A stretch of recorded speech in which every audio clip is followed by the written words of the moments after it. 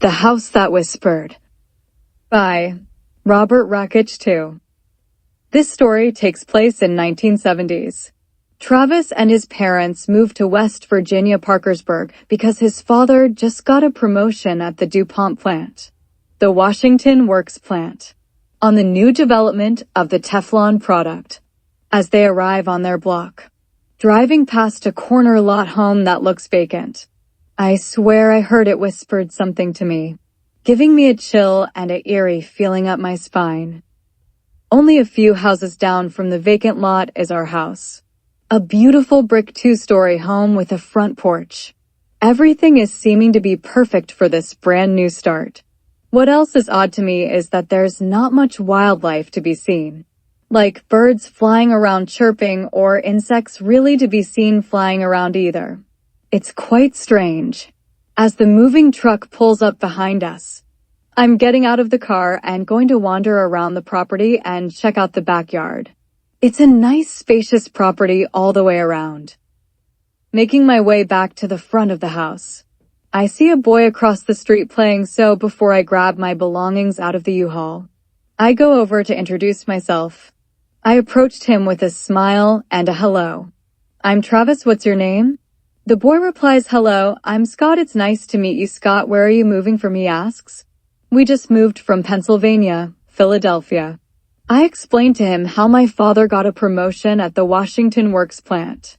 Scott engages, "That's cool, my father also works at that plant." He tells me basically everybody in this area is working for that plant. I ask him what was up with the corner lot home a few houses up from us on the corner. He explains that a murder mystery took place there a few years ago, so it's just been vacant ever since. I think to myself, no wonder why I got an eerie feeling as we drove past that property. I tell Scott it was nice to make his acquaintance. He said same. Then I head back over to unpack my belongings and help my parents. It's been a couple of days now, as we are starting to settle into the new house. Everything been great. Until the morning of walking to school with Scott and passing the corner lot. I look up to the second story of the house, and in the window, I see someone staring down at me. I blink my eyes and shake my head and look back, and the figure's gone. Makes me pick up my pace to catch back up with Scott. On the walk home from school, passing the corner lot house. As I get to the far side of the lot, I heard a whisper, "Help me," and I ran as fast as I could to my house. Now I'm panicking about the voice I just heard. Standing on my front porch, scared face, breathing heavy, thinking to myself, what the heck did I just hear? It sounded like a young woman's voice. Soft-spoken, but in need of help. I keep hearing it over and over again, echoing in my mind. The next day, I ask Scott if anybody was caught for the murders, and he says no. The case is unsolved. That's crazy. Becoming interested in the property more and more, especially after the other day's experience I had. I'm going to do some research soon to see what I can dig up about this house and the people that once lived there. I'm going to ask Scott if this Friday after school if he would be available to help me get to the public library. After asking him, he said sure. It's not my favorite place to go, but I won't mind. I can do some homework while we're there, and you can do what you need to get done. I tell him thanks, buddy. I appreciate it. I'm looking forward to the weekend now. I've been so anxious it's been hard falling asleep throughout the week. As the Friday morning arrives, the sunshine comes through my bedroom window. I get up and get around for school, letting my parents know I won't be home right away after school. I explain to them I'll be going to the library with Scott afterwards. My mother says okay, see you later and have a good day. As the day drags along, the last class of the day finally ends with the bell ringing, dismissing us for the weekend. Finding Scott at his locker. "Are you still down to go to the library?" "Of course, let's get there quickly so we can get the hell out of there and home to start the weekend." I agreed. Walking in the opposite direction we take to get home, just a few blocks away from the school. Arriving at the library, it's a nice historical building, with a beautiful librarian woman at the front desk.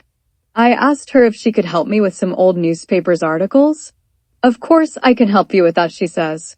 Just give me a moment and I'll be right with you.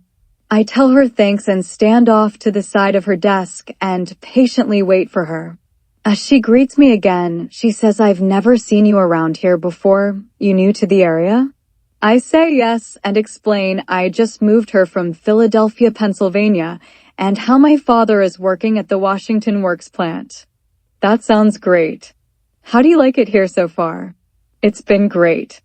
I've been making new friends and enjoy the new house and location. That's awesome. I'm glad to hear you're settling into the area so well. New places can be hard sometimes, especially on kids leaving their friends and everything else behind and having to start over. That's great that you transitioned into the move so well. Here is the section that you need. If you have any questions or need help with anything else, don't hesitate to ask me. Is there anything in particular that you're looking for? I just tell her, seeing how I'm new to the area, I just want to do a little research on the area is all. Get myself familiar with the town. Sound good, she replies. I'll be at my desk if you need anything else. I ask her, what's your name? She replied, Annalise. Well, thank you so much, Annalise. It was nice to meet you. I am Travis. Likewise, she replied. Then she was back to helping other. I really like her. I glanced around the library and see a couple other students sitting at a table with Scott. As I am going through the newspapers section, I finally came across a headline on a front page. A family of 3 all found dead on the corner of 2nd Street and Miller Street. Mother Tracy, Father Mark, and daughter Abigail. The Praskin family. The article also described that it was a bloody mess and no suspects have been found and no murder weapon retrieved, giving my body goosebumps after reading the horrific news. Newspaper article dated March 16, 1967. I head over to where Scott is waiting to let him know I am ready to go if he is. Walking home, passing the corner lot home, I noticed that a window looks propped slightly opened. I'm almost certain that it hasn't been like that. I'm going to sneak into that house tonight when my parents go to bed. I'm excited and nervous all at the same time, awaiting my parents to go upstairs to go to sleep. I have ready my flashlight, gloves, and a pocket knife on me just in case. I have to defend myself from a predator of any kind.